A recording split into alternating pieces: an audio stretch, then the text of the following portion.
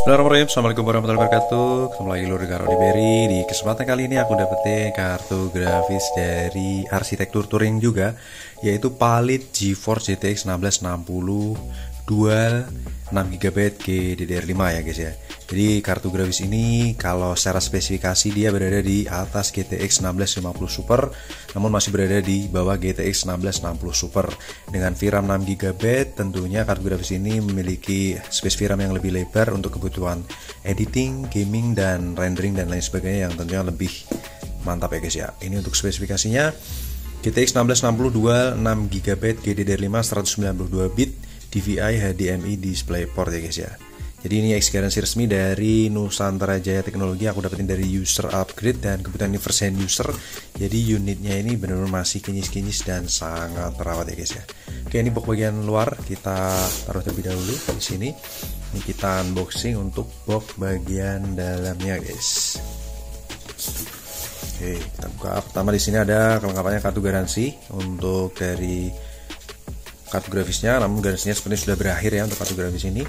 Kemudian ada manual book user manual dari Palit dan ada spons penutup bagian atas ya, pelindung. Ada kartu grafisnya terlihat.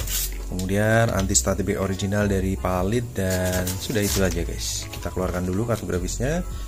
Kita tutup ya ini untuk boxnya dan kita intip guys.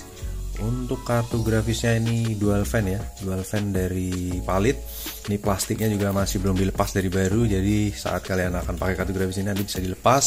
Kemudian heatsinknya berwarna chrome ya, tentunya untuk kartu grafis ini masih sangat kinis-kinis ya, terawat ya.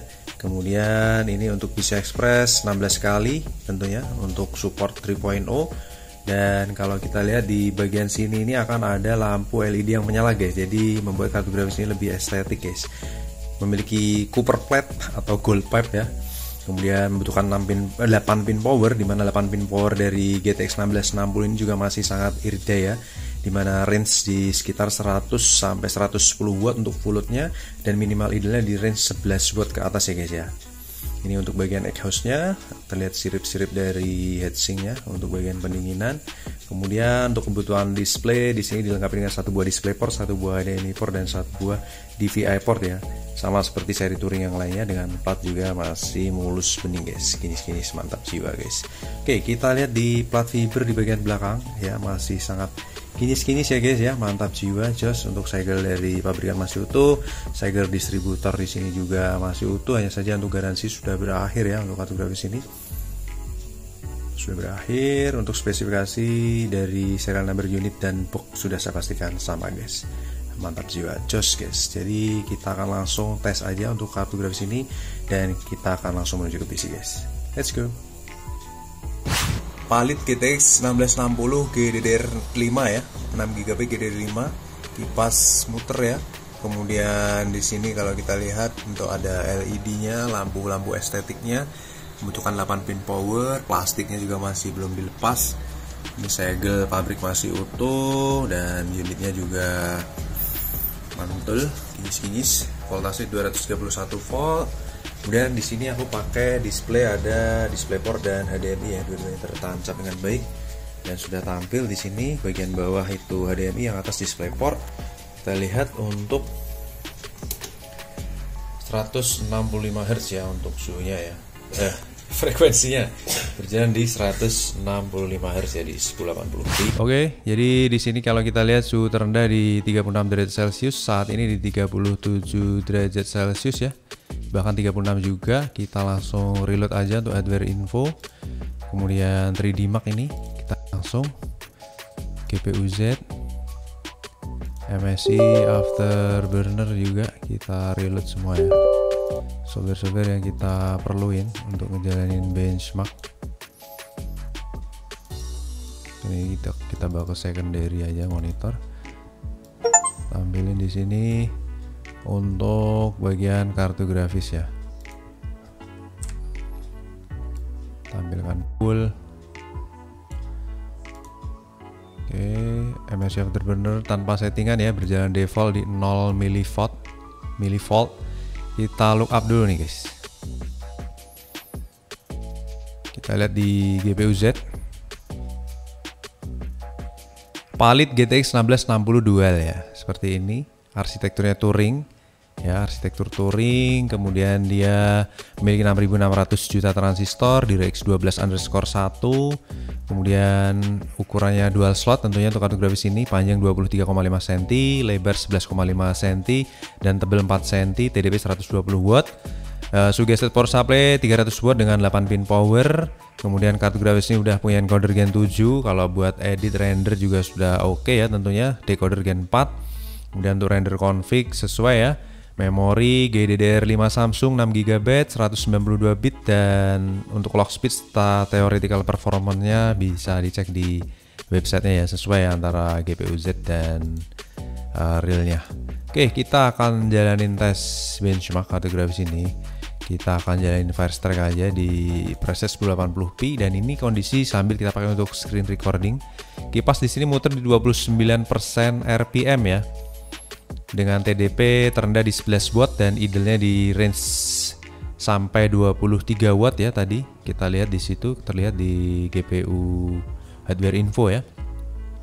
Dan kita bakal jalanin Firestrike benchmark di preset 1080p ya. Kita akan tes bagaimana kondisi performanya dan pencapaian maksimalnya seperti apa untuk sekedar benchmark Firestrike ya. 1080p seperti itu. Jadi ada unsur-unsur estetiknya ya dari kartu grafis ya. Di situ bisa dilihat. Kita tampilin dulu on screen display. Berjalan di 50 derajat Celcius, 107 watt, 1920 untuk megahertz-nya untuk clock speed-nya, dan dapat 62 fps ya.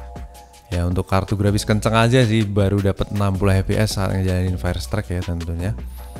Oke, di sini kita lihat dapat frame-nya di 1500-an, 1600, 1700, 1800 lebih guys. Mantap guys, performanya di 1800 frame dengan 56 derajat Celcius sebagai suhu tertinggi. Dan kita akan lihat bagaimanakah menjalankan Firestrike 2. Ini tentunya akan ratusan fps ya harusnya ya. Ya nggak tahu juga sih. Setahu saya ya enggak ya. Di sini di 50 fps average dan dapat 56 derajat Celcius.